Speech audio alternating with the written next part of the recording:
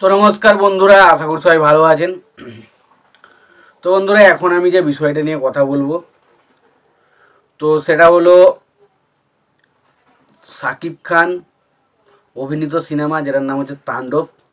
তো সেই ছবিটার 42 অর্থাৎ 42তম দিনে এসে কত কালেকশন হয়েছে এবং টোটাল কালেকশন কত দাঁড়িয়েছে সেটা আপনাদেরকে জানাবো। এবং তার পাশাপাশি উৎসব বলে যে ছবিটা রিলিজ করেছে, এই ছবিটা 42তম দিনে এসে কত কালেকশন করেছে সেটাও আপনাদেরকে জানাবো। তো আশা করব ভিডিওটা খুবই ইন্টারেস্টিং হবে। ভিডিওটাকে আপনারা শেষ পর্যন্ত দেখতে থাকবেন। এবং যদি আপনারা আমার চ্যানেলে নতুন হয়ে থাকেন অবশ্যই আপনারা আমার চ্যানেলটা সাবস্ক্রাইব করেন। 42 বলছি 43তম দিনে, 43তম দিনে কত কালেকশন সেটা নিয়ে আপনাদের সঙ্গে আলোচনা করব। তো তার আগে আপনাদেরকে একটা কথা বলবো, যদি আপনারা আমার চ্যানেলে নতুন হয়ে থাকেন অবশ্যই আপনারা আমার চ্যানেলটা সাবস্ক্রাইব করে নেবেন। আর যদি আপনাদের আমার ভিডিওটি ভালো লেগে থাকে অবশ্যই আপনারা একটা লাইক কমেন্ট শেয়ার করে দেবেন। তো 43তম দিনে এসে শাকিব খান অভিনীত সিনেমা তাণ্ডব ছবিটা 5টা শো পেয়েছে।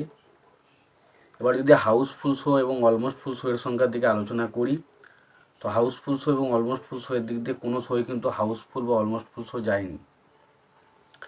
কালেকশনের কথা বলে কালেকশন হচ্ছে 55,08,000 টাকা, 55,800 টাকা, 55,800 টাকায় কালেকশন হয়েছে। এবং টোটাল কালেকশন হয়েছে যেটা সেটা হচ্ছে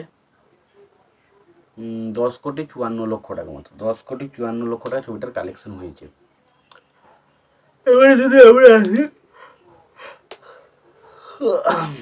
এবার যদি আমরা আসি উৎসব সিনেমাটার কথায়, উৎসব সিনেমাটা 43তম দিনে টোটাল শো সংখ্যা পেয়েছে কটা না, টোটাল শো পেয়েছে হচ্ছে 43তম দিনে এসে টোটাল শো পেয়েছে হচ্ছে 40টা।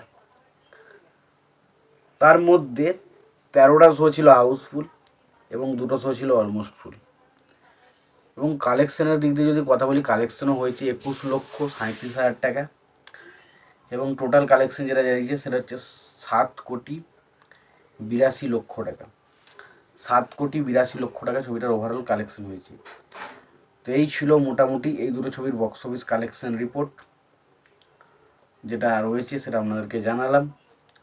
এবার এই বিষয়টা নিয়ে তোমাদের যদি কোনো রকম কোনো মতামত থেকে থাকে তোমরা অবশ্যই জানাতে পারো। আর যদি তোমাদের ভিডিওটি ভালো লেগে থাকে অবশ্যই তোমরা একটা লাইক কমেন্ট শেয়ার করে দিও।